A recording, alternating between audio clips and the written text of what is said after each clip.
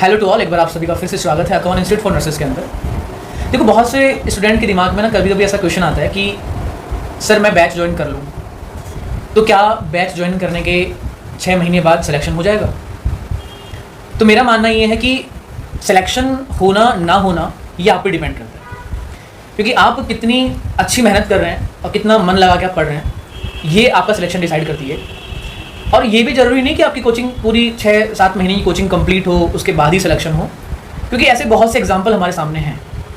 आपको मिलाते हैं आज एक ऐसे स्टूडेंट से जिन्होंने 4.5 मंथ समथिंग इन्होंने क्लासेस ली हैं, क्योंकि बैच अभी कंप्लीट हुआ नहीं है, रनिंग में चल रहा है, और एक अच्छे रैंक के साथ में इनका नॉर्सेट के अंदर सिलेक्शन हुआ है। बाकी सारी बातें आपको ये स्टूडेंट खुद बताएंगे। इनका नाम है रश्मि, बैच 48 है जो मॉर्निंग में है, और बैच को चलते हुए लमसम 4.5 महीने का समय हुआ है। इन 4.5 महीनों में इनका सिलेक्शन कैसे हुआ या इन्होंने क्या किया वो आप इनसे सुन सकते हैं, ताकि आपकी जो क्वेरी आपके दिमाग में आती है वो थोड़ा सा दूर हो सके। तो चलिए मिलते हैं रश्मि से। सबसे पहले तो उनको कॉन्ग्रेचुलेशन, क्योंकि इनको एम्स रायबरेली अलॉट हुआ है, बहुत बहुत बधाई हो इनको। और आई थिंक सारी फैमिली खुश होगी कि आपको एम्स अलॉट हो गया है। तो मुझे अच्छे से याद है कि जब हम डाउट काउंटर पर बैठा करते थे तो रश्मि आके पूछा करती थी कि सर कैसे पढ़ूँ, मुझे अच्छी रैंक लेनी है, उसके लिए कैसे पढ़ना पड़ेगा, कैसे कैसे क्वेश्चंस करने पड़ेंगे। तो वो सारी चीज़ें हमने इनके साथ डिस्कशन की थी कि आपको इस तरीके से पढ़ना पड़ेगा। और यही अकाउंट की एक सबसे अच्छी बात है कि 1-to-1 कन्वर्सेशन अकाउंट हर स्टूडेंट के साथ करता है। जो स्टूडेंट ये चाहता है कि मैं अलग निकलूँ, मैं सेलेक्ट हो जाऊँ, मैं अलग कुछ करूँ, तो उनके लिए सारे टीचर्स बहुत अच्छे से कम्युनिकेशन करते हैं। तो चलिए रश्मि से सुनते हैं कि क्या माहौल है फैमिली का और इनको कैसा लग रहा है, ये कैसे खुश हुए हैं कि नहीं, इनका क्या ओपिनियन है, इनसे सुनते हैं। Hi everyone. तो मेरा नाम रश्मि है। जैसे कि सर ने बताया कि 3-4 महीने की पढ़ाई में, तो मतलब मैं स्ट्रेट पॉइंट पे आ रही हूँ, 3-4 महीने की पढ़ाई में कैसे आप एम्स क्रैक कर सकते हैं। तो कुछ नहीं, मैंने नर्सिंग अपना 2018 में पास आउट हूँ मैं, और उसके बाद मैंने 2 साल मेदांता में जॉब किया। उसके बाद मैंने फोर्टिस में मैंने काम किया अंडर CTVS डिपार्टमेंट। तो वहाँ से भी थोड़ा नॉलेज लेके फिर मुझे लगा कि प्राइवेट सेक्टर मतलब जो कि मेरे ड्रीम्स हैं, तो मुझे लगा कि प्राइवेट सेक्टर में जॉब करने से वो तो कभी पूरे होंगे नहीं। और उसके बाद फिर मैंने डिसाइड किया कि मुझे एक कोचिंग ढूंढना है। तो कोचिंग के अगर बेसिस पे मैं बोलूँ तो सबसे अच्छा जो एक बेस्ट नेम है इन द टाउन वो एकॉन है। तो मुझे पता चला जैसे ही, तो मैंने बिना सोचे समझे मैंने सबसे पहले रोहित सर को कॉल किया और अपना एडमिशन मैंने मैंने अपना बुक करवा दिया। उसके बाद फरवरी से मैंने उधर रिज़ाइन करके मैंने यहाँ ज्वाइन किया फरवरी में। तो सबसे पहले इंटरेक्शन मेरा आकाश सर के साथ ही हुआ था। तो क्योंकि मैंने पहले गलती से पहला वाला बैच ज्वाइन कर लिया था दिसंबर वाला, और मैं आई फरवरी में थी। तो सर ने मुझे जो इतने अच्छे से जो सर ने मुझे समझाया, शायद इसीलिए सर मेरे फेवरेट हैं। सर ने मुझे बोला कि तुम्हारा 2 महीना तो वैसे भी मतलब रह गया है, तो तुम अब ये फरवरी वाला बैच ज्वाइन करो। और फिर मैंने बोला सर लेकिन बाद में मेरे पास पढ़ने के लिए तो सेल्फ स्टडी के लिए तो टाइम बचेगा ही नहीं, क्योंकि अगस्त में ही ये बैच खत्म होगा। तो सर ने बोला ऐसा थोड़ी होता है कि 3-4 महीने में सिलेक्शन नहीं होता है। तो मुझे याद है आपने बोला था कि ऐसा नहीं है कि ज़रूरी नहीं है कि तुम्हारा हो सकता है तुम्हारा 3-4 महीने में ही सिलेक्शन हो जाए। तो फिर मैंने सर की बात मान के फरवरी वाला बैच ज्वाइन कर लिया। उसके बाद से फिर रिजल्ट तो फिर आपके सामने ही है। फरवरी में बैच ज्वाइन किया, 14 अप्रैल को नॉर्सेट ये प्री था, फिर 5th को मेंस था। तो 2 to 3 मंथ्स शायद, मतलब इतना ही टाइम, तो फिर मेरा सिलेक्शन हो गया। तो मैं मतलब इम्पॉर्टेंट चीज़ सबसे पहले जो क्रक्स ये है कि सबसे पहले ड्रीम देखना है। और 3 मतलब मेरा तो जो मंत्र है वो 3 है कि सबसे पहले एक गोल सेट करना है और कीप गोइंग, और उसके बाद हैव फेथ, भगवान पे भरोसा रखो, एक गोल सेट करो, उसके ऊपर काम करो, और उसके बाद भगवान पे भरोसा रखो, सिलेक्शन ज़रूर होगा जैसे सर ने बोला। और जहाँ से मैं फैकल्टी की बात करती हूँ, सबसे पहले है रोहित सर। तो रोहित सर एनाटमी इतना बेस्ट पढ़ाते हैं कि वो एनाटमी जो हमें बिल्कुल कॉलेज में समझ नहीं आती थी, तो मुझे ऐसा लगता है कि विजुअल प्रेजेंटेशन मेरे सामने चल रहा है। हार्ट अगर सर पढ़ा रहे हैं तो मुझे ऐसा लगता है कि एक MRI स्कैन हो रहा है, ये विजुअल प्रेजेंटेशन मेरे सामने है स्ट्रक्चर्स का। और फिर आते हैं उपेंद्र सर का मुझे बहुत ही ज़्यादा हम्बल एंड पोलाइट जो नेचर है सर को वो सबसे स्पेशल बनाता है। साइकेट्रिक में मैं क्लास में सोती थी, लेकिन जब से मैंने अकाउंट ज्वाइन किया और सर ने साइकेट्रिक पढ़ाई, तो मेरा ये हो गया कि मुझे MSc करनी है तो साइकेट्रिक से ही करनी है।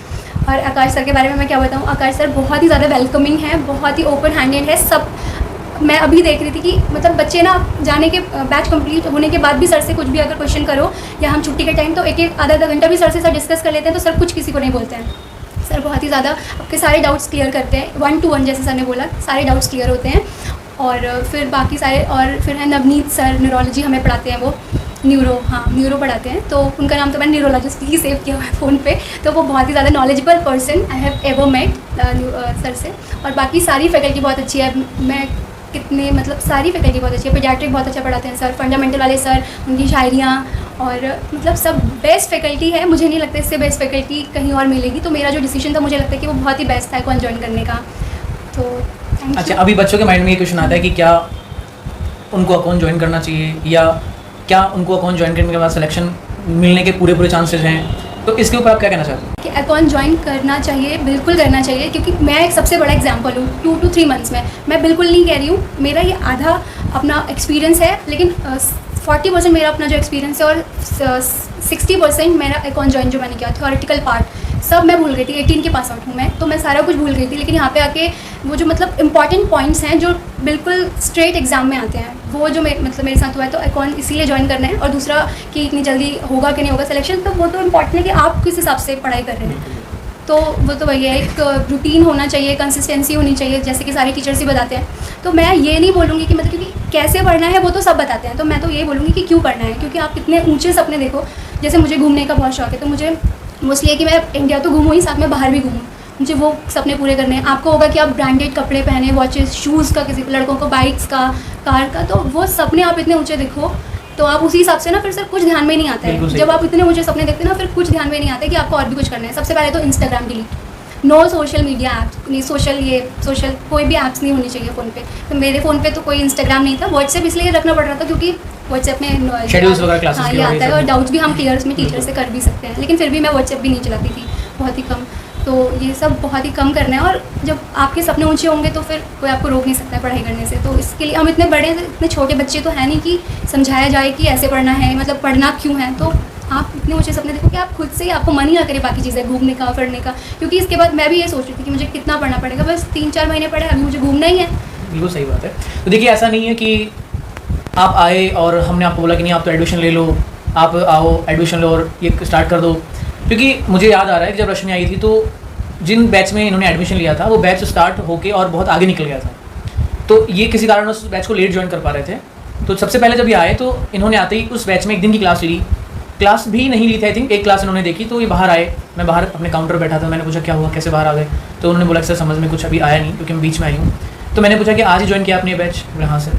तो हमेशा एक अच्छी गाइडेंस बहुत ज़रूरी है। तो मैंने इनको बोला कि देखो आप कवर कर सकते हो, लेकिन आपको टाइम बहुत देना पड़ेगा क्योंकि बैच रनिंग हो चुका है, बैच को रन होते हो तो टाइम हो चुका है। लेकिन ऐसा नहीं कि हमें गलत एडवाइस करके कि हाँ हमें फीस लेनी है, फीस से मतलब है और आप तो इस बैच में बैठ जाओ, ये कर लो, हो जाएगा। ऐसा ज़बरदस्ती पुश करने वाला सिस्टम बिल्कुल भी नहीं करना है, क्योंकि आप किसी के फ्यूचर की बात कर रहे हैं। और उस टाइम आपको एक बहुत अच्छी तरीके से अपने दिमाग से ये सोचना पड़ेगा कि हाँ इनको इनके लिए क्या सही है, वो एडवाइस करें। और यही मैंने बोला कि फिर एक काम करो, अगर नहीं आ रहा है तो ज़बरदस्ती नहीं करनी है। आप अगला बैच स्टार्ट होने वाला है, उस बैच को कंटिन्यू ज्वाइन कर सकते हैं, क्योंकि आपका सिलेक्शन अकाउंट की बहुत बड़ी रेस्पॉन्सिबिलिटी है।